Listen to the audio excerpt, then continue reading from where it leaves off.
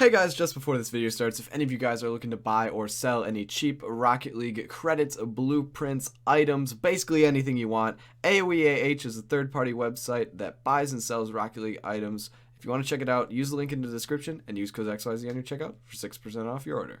Yo, what's going on YouTube? Welcome back to the channel. Today is a very interesting video. I'm going to be going into the economics of why the white Fennec, the titanium white Fennec, is so expensive. Like, why? Because recently I saw it is selling for, on PC anyways, 11,000 credits right now. Which to me makes absolutely no sense, because that's roughly $50 to $60 on secondhand markets. And originally when this thing came out, I didn't even want to spend $5 on it because I didn't think it looked that good. Now, there's multiple things that go into the economic reason of why the white Fennec could be worth so much. And I want to go ahead and break it down. So the first thing I thought is, well, it's an Octane hitbox. So maybe it might be the fact that white Octane has gotten so far out there that other cars that have the Octane hitbox are just, this is what kind of the replacement is. But then I kind of thought, you know, don't we have a cool thing called the Twinzer that is literally just the B-Tech white Octane? And the white Twinzer goes for 500 credits. And this is exactly an Octane hitbox. This is literally, this is just a normal white Octane with bad resolution. That's what the white Twinzer is. So that kind of crossed off that theory in my head, is that, okay, it's not just that the white Octane's so far up there that other replacements are the reason, like, other replacements are what people are looking for, a more affordable option. Because if you're looking for just a white Octane that's affordable, get a white Twinzer for 500 credits. Like, that's what I would think. So it can't be that, you know, people are just trying to get an Octane hitbox while still getting a titanium white car that looks cool. Okay. And then I originally had heard the argument like, I don't know, like a month-ish ago about why the white Fennec was so popular, because it was more of like a box shape. It actually represented the Octane hitbox very well. But if you didn't know, originally the Merc hitbox was identical to the white, the Merc hitbox was identical to the Octane hitbox. It was originally just the Octane hitbox up until recent updates where the Merc hitbox has become its own hitbox. So back when Fennec grew insanely popular, the Merc was still the Octane hitbox, and it was a brick. The same, I mean, granted, it's a little bit different than a Fennec, but if we're being honest here, the looks are very similar of the Merc and the Fennec. It's just one big brick at the end of the day, with a little bit of a dip because there's the windshield at the front. So that kind of ruled that out, is people aren't just looking for something that more accurately represents the hitbox, because people would have been using the Merc ages ago. I always loved the Merc, and I used it a lot more than anyone else I've seen, because it was literally just a brick. That's all it was. It was pretty simple to know where the hitbox was. So that kind of ruled out that thought process to me.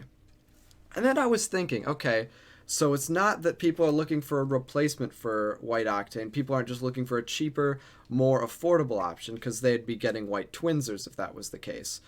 And then it's like, okay, so it's not because people just want a bricky looking car to kind of just very accurately determine where the hitbox is. It's not that reason, because otherwise people would have been using the Merc ages ago. And up until a little while ago, when the Merc became its own hitbox, you could get a titanium white Merc for less than $5. I'm not kidding you. This thing was everywhere. You could get it for 200 to 300 credits. I don't even know what the price is at now. I haven't checked in a while. But I'm just saying, before that update hit, I know it spiked up in price when that update hit. So before that update hit, you could have gotten it for $2 or $3. So that is not the reason why white Fennec has become popular. And I'm just always thinking, you know, I'm just trying to figure it out. Why does the white Fennec have such a large price behind it? You know, it's not an extremely rare item to get. It's an import. You can get it out of a crate. Painted imports are extremely easy to get out of crates. Well, back when there were crates, anyways. So like, why is the white Fennec extremely popular today? Even to this day, the Fennec is such a highly used car. And there's one answer to that. When the white Fennec released originally, a lot, and I mean a lot, of streamers, YouTubers, pros, you name it, influencers of any variation, all hyped up the white Fennec. Obviously, anytime there's a new crate and there's a new item, everyone goes, wow, this new car is so cool. Except for, you know, whenever I see a new car in the Rocket Pass that sucks, I'll just straight up tell you, hey, this sucks. This isn't that cool. If it sucks. But a lot of people always, when a new item releases, they're like, ah, cool, new items. We love that. And everyone loves a brand new item, a new crate that came out with new items. But usually, RLCS pros, they almost never will take any of the newer cars. Up until the Fennec came out, they were always using Octane and Dominus. Like, I'd say a good 95% of the time, you would either see an Octane or a Dominus when it came to RLCS games. But when the Fennec came out, because it was Octane Hitbox, a lot of RLCS pros were using the Fennec. And it wasn't just like they used it for the first week, month, whatever of the item coming out. They continually kept using it, and they're still using it to this day, that it eventually became just so widely used by pros that most people, when they look at the pros, they'll go, oh, the pros are all using this. Maybe that's what I use because maybe it'll give me an advantage. There is always that a mindset between some players in this game. You can't discount that. It's the reason that when all the pros are using Octane and Dominus, before the Fennec came out, most players in the game used Octane and Dominus. Sure, it's that Octane and Dominus are two pretty solid hitboxes, but it's also the fact that when the best people in the game all use something, a lot of people that think it'll give them an advantage if they copy whatever the best players in the game are using, they try to follow that strategy. You can look at any other game other than Rocket League, and usually whatever meta that the pros are using, whether you're talking a first-person shooter, MMOs, anything, whatever the pros are using, typically the average player will start to adopt that same meta. So when the Fennec became widely used by the RLCS players, a lot of the average player base took that over. And it eventually got to the point where it was a staple car in the community. And now we even have RLCS decals for it. When RLCS came out with a fan reward for it, that was the first step. And then now there's esports decals for the Fennec. So the Fennec has just become... It became so popular to the point where...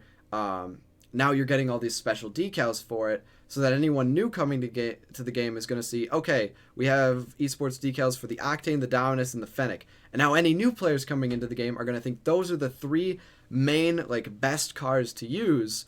So they're going to pick out of those three most likely when they're buying, if say they see one of those cool esports decals, if say they like one of the designs for the Fennec, they might be more inclined to use the Fennec because of that.